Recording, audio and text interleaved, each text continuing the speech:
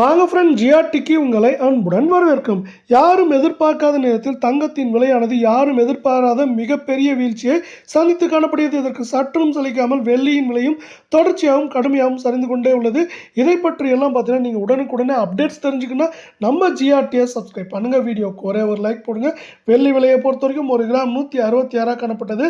நமக்கு கடைசியாக ஒரு கிராமுக்கு ₹1 விலை செஞ்சு 165. 8 கிராம் 1328 காணப்பட்டது. ₹8 விலை சரிவோட 1320 இருக்குது. ஒரே நாளில் 1000 சரிஞ்சது மட்டும் இல்லாமல் கடந்த 3 நாட்கள் நம்மளுக்கு என்ன இருக்குன்னா வெள்ளியோட விலையானது ₹5000 அப்படிங்கிற அதிரடியான விலை சரிவில் காணப்படவில்லை.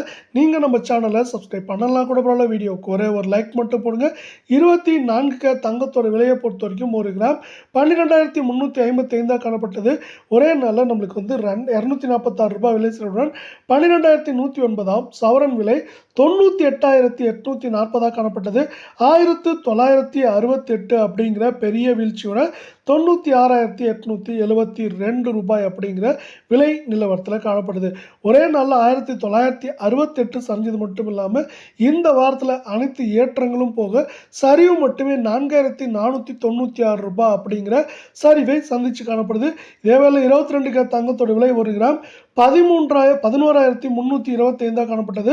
₹225 அப்படிங்கிற பெரிய வீழ்ச்சியோட ₹11,100 காணப்படுது.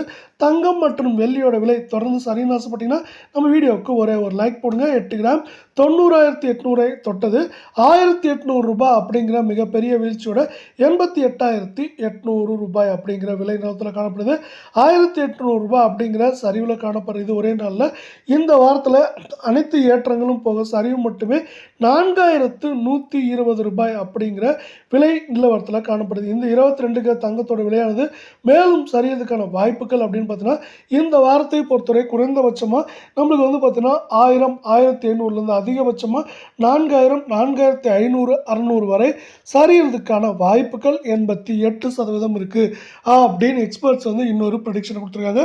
அமெரிக்காவோட டாரிஃப் வார் இப்போ வந்து மெல்ல மெல்ல குறைஞ்சிட்டு இருக்கு. அதே போல் வந்து பார்த்தீங்கன்னா பல்வேறு நாடுகள் அதற்கு வந்து என்ன பண்ணலாம் அப்படிங்கிற யோசனையிலும் இருக்கவில்லை.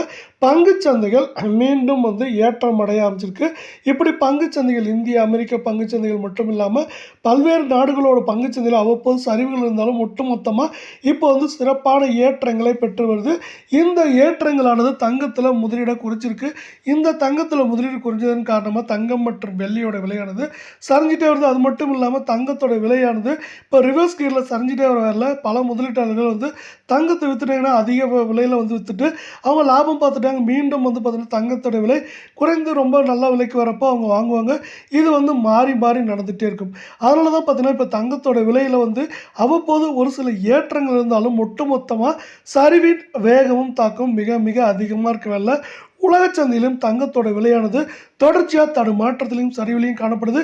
இதுவும் இன்னொரு முக்கியமான காரணமாக பார்க்கப்படுது. தங்கம் விலை இந்திய மார்க்கெட்டில் சரியிறதுக்கு